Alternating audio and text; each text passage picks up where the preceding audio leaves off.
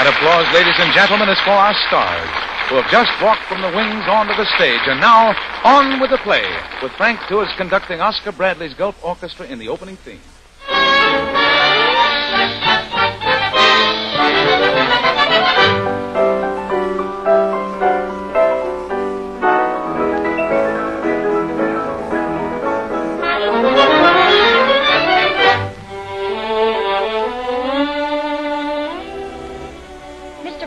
Yes?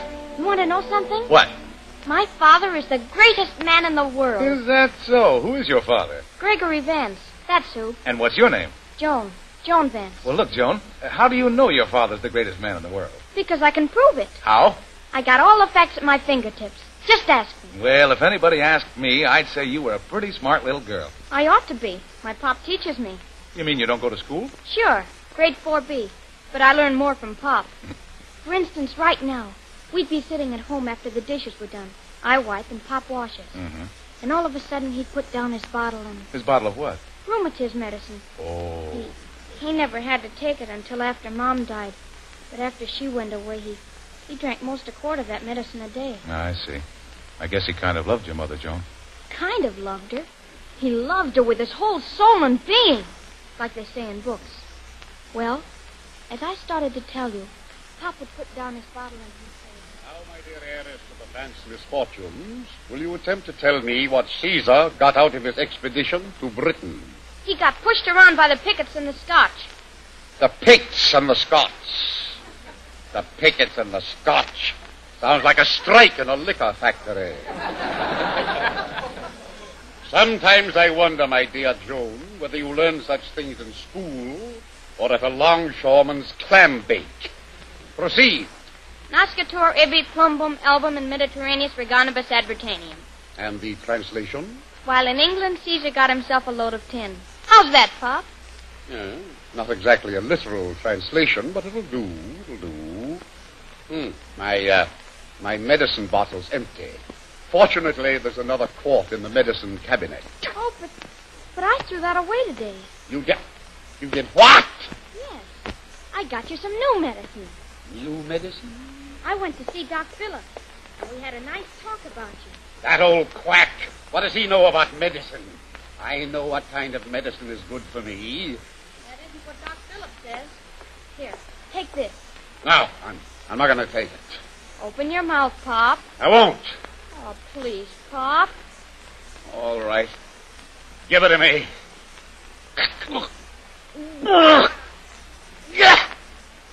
Water! Water! Here, I've got it all ready. Here! It wasn't so bad, was it? Bad? It tastes like seawater. Fermented. You're a tyrant. A tyrant, Joan. An adorable tyrant. But a tyrant just the same. Getting more like your mother every day. Am I? Pop? Yeah. What was Mom like? Like? Huh? It'll take someone with a far greater gift for language than I have to tell you, Joan. I came out of Harvard with only a Ph.D. She was good. She was kind. She was beautiful.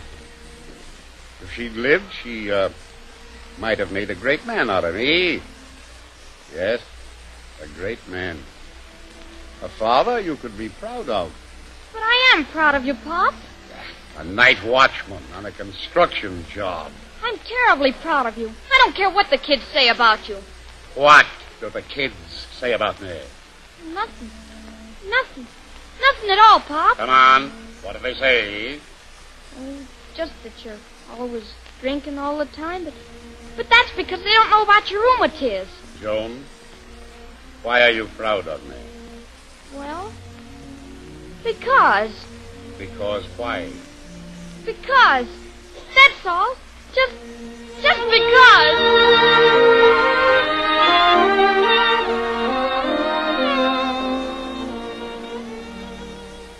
Oh, I know what you're thinking, Mr. Pryor. You're thinking I think my father's a great man just because I love him so much. But let me tell you, Mr. Pryor. Sure, I understand, Joan. Tell me, did what your father teach you at home help you at school? Did it? Say, on account of Pop's coaching, I guess I made those other kids look like monkeys, especially when it came to reciting about it. Attention, please. I'm your new teacher, Miss Dillo. And now we'll go right around the class and you can tell me your names. What's yours? The boy here on the first seat. The name is Davy. Davy McCarty. Put away that candy. Oh, yeah? My father is Iron Hat McCarty, and he's boss of this ward, and he says I can eat what I want when I want. Well, since your father is Iron Hat McCarty, you'll no doubt be able to tell us about Caesar's expedition to Britain. Huh? We're ready any time you are.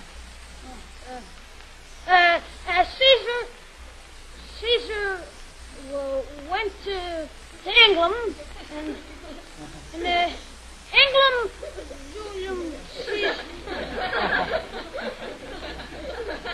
Can somebody else in the class help out the son of Iron Hat McCarty? Please, Miss Dillo, I can.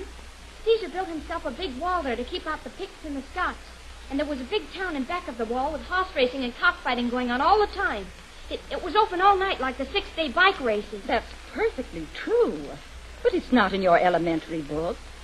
Would you mind telling me where you learned all that?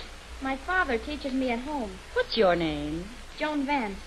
Pop says the more he sees of dumbbells like Davy McCarty, the less he thinks of our school. My old man will make a kick about that crack. In the seat of your pants, I hope.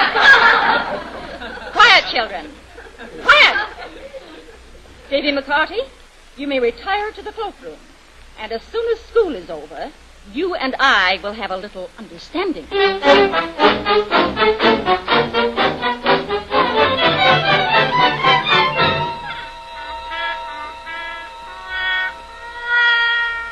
Are you telling me, David, that this here teacher dared to give you a whipping? Yes, Father. And she made me apologize to that Joan Vance. Nobody can do that to a son of Iron Hat McCarty. I'll have her fired out of her job tomorrow. And this John Vance now, who's she? Our old man's Gregory Vance. He's a night watchman on that building they're putting up on 3rd Street. 3rd Street, is it? That's in my ward. Joan says her father thinks you're a dumbbell. Oh, he does he? Well, I'll see to that. Mr. Gregory Vance is joining the ranks of the unemployed. Right now, if not immediate. Iron Hat McCarty speaking. McCarthy, this is Dale. Oh, Commissioner Dale, is it? What can I be doing for you? There's a campaign rally tonight for all ward bosses. Drag your fat carcass over and don't be late. Yes, sir, I'd be there, Commissioner, with bells on. Leave the bells at home and bring along a few votes. If we don't win this election, we'll all be out in our ear. Goodbye. Thank you, Commissioner. Goodbye, Commissioner. Well, they want me to preside at a big political meeting, Davy. The mayor himself insists I be there. But what about Vance? Oh, to be sure. Well, I'll just stop by on my way to the meeting and take care of Mr. Vance.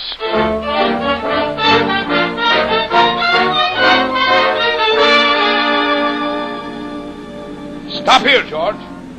Bradley. Mr. Bradley.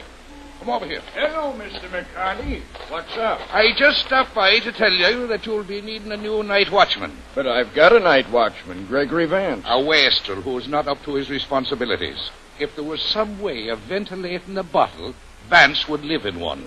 Ain't had any kicks on his work? Mr. Bradley, that's an attitude unworthy of you. Especially since you're clogging the public streets with your building material. I've had a sad time keeping the street commissioner off you. Ah, well, your pleasure's my pleasure, Mr. McCarty. But how am I going to replace Vance tonight? Replace Vance? Watch this, watch this. What goes on? I hear my name being taken in vain. Your job goes on, Mr. Vance, but without you. Do I hear an ass braying inside that car? Ah! It's old Iron Hat McCarthy. Get off this property, you floppy-eared donkey. Oh, so it's a mush you're asking for, is it? I'll give you a skinful of broken bones. Get out of the car and take off your iron hat, and I'll smack you around your whole election district, my arthritis and all. Oh, so that's it, is it? Come on! Get out! Put up your juke! I haven't the time to dirty my hands with an unemployed law. Come on! You're getting out! Step on it, George. Step on it, or I'll be keeping them waiting at the administration meeting.